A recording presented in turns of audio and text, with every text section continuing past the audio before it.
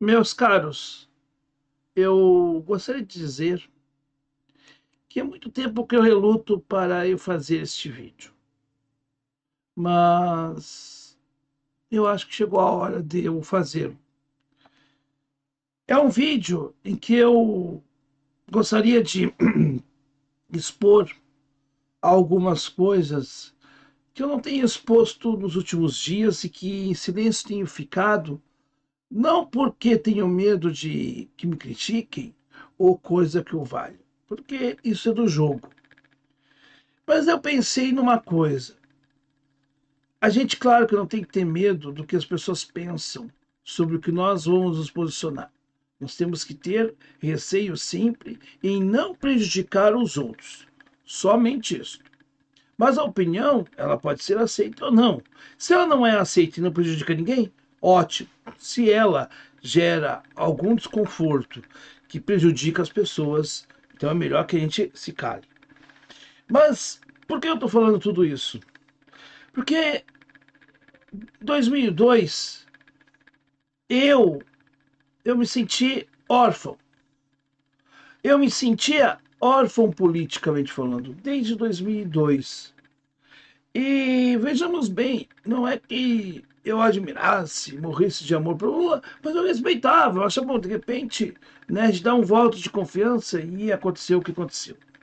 A carta ao povo brasileiro foi para mim o fim da né, aquilo que extravasou, e eu me sentia um sujeito que não tinha assim mais perspectiva de defesa a qualquer um que seja ente político.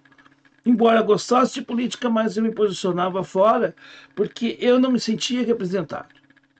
E esse bom processo que depois veio o pessoal, ali com Heloísa Helena e Plínio de Arruda Sampaio e tal, foi ainda um momento de extravasar e de dizer assim, ó, não aceito esse neoliberalismo de esquerda que o PT quer implantar.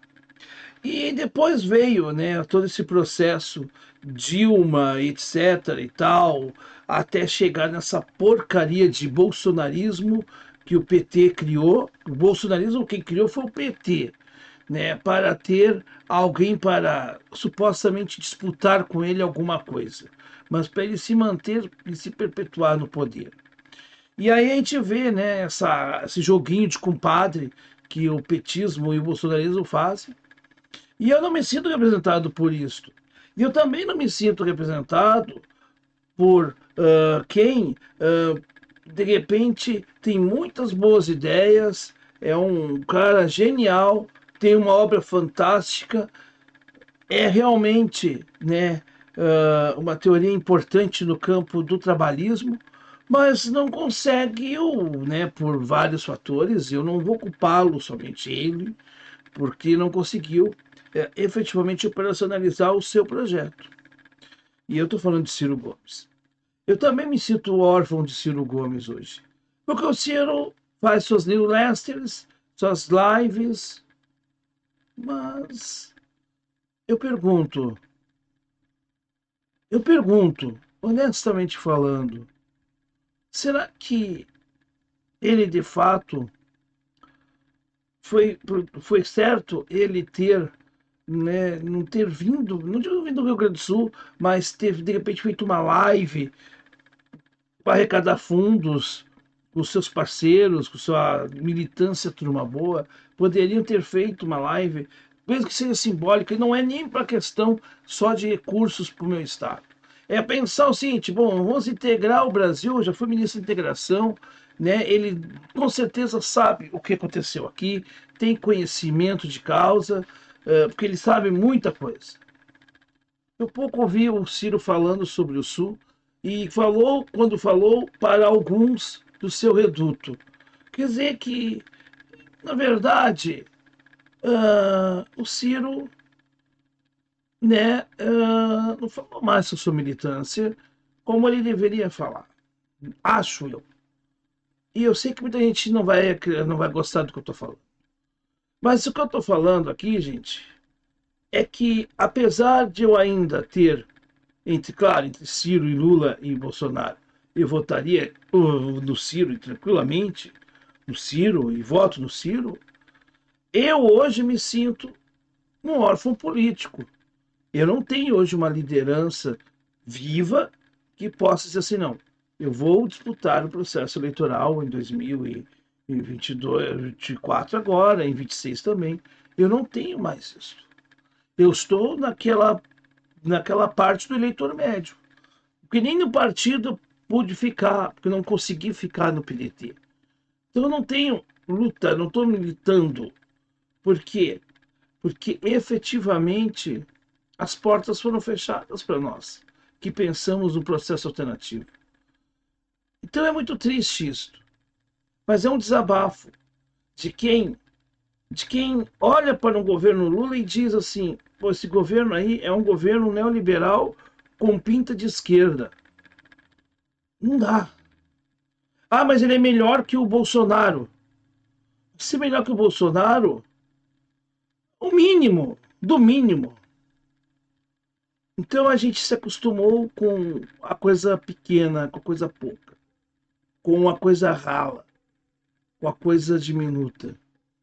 Eu não me acostumei com isso.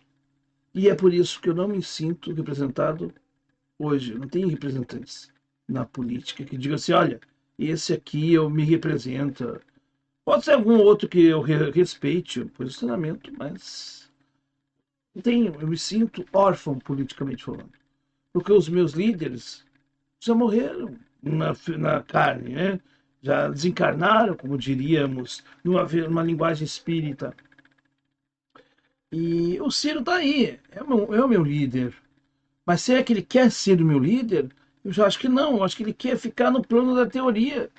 Que não há problema nenhum nisso. Olha, que ele vai seguir a sua vida sendo um grande teórico que apresentou um grande projeto que não foi viável politicamente falando, eleitoralmente falando e tal.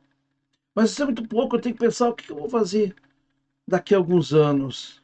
Que luta eu vou ter para daqui a alguns anos? Quem que poderia, né, ou que grupo político poderia, né, não encampar os meus sonhos, não é isso, porque eu não preciso de um berrante para eu seguir, porque eu não sou gado, mas eu gostaria de ter, né, a possibilidade de ouvir alguém que realmente representasse o trabalhismo.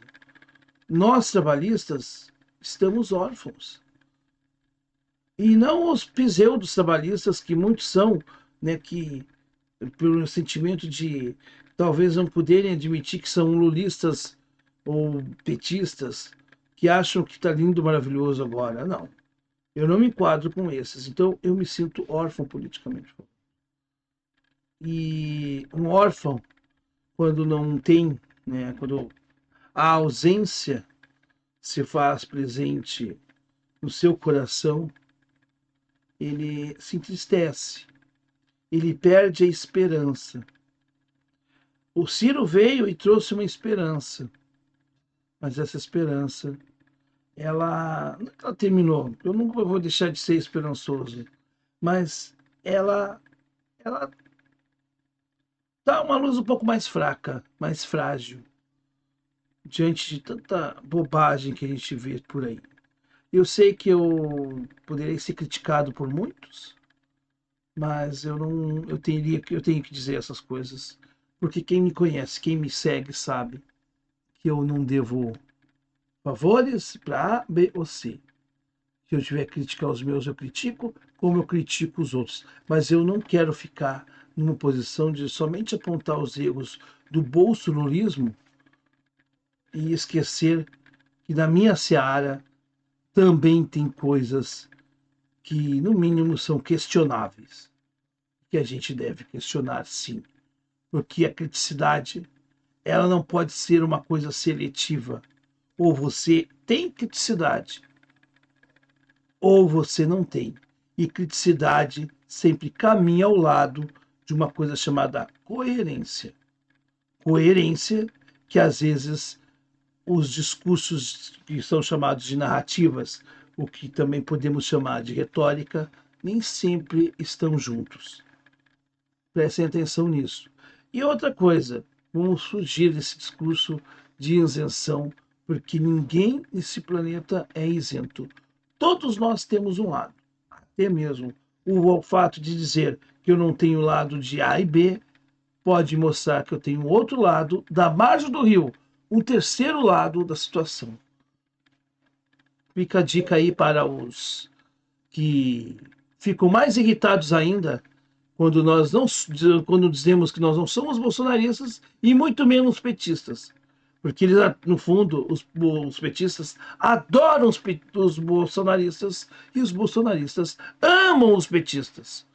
O que eles mais odeiam é gente como nós, que não queremos andar nem nessa trupe desse gado verde e amarelo, muito menos nessa pseudo-esquerda, que de esquerda realmente só tem talvez o que? As cores. Se é que para ser de esquerda precisemos usar o vermelho para simbolizar qualquer coisa, porque cor não diz nada. O que diz é a essência que nós temos dentro do nosso coração, dentro do nosso sentimento, dentro das nossas ideias. É isto.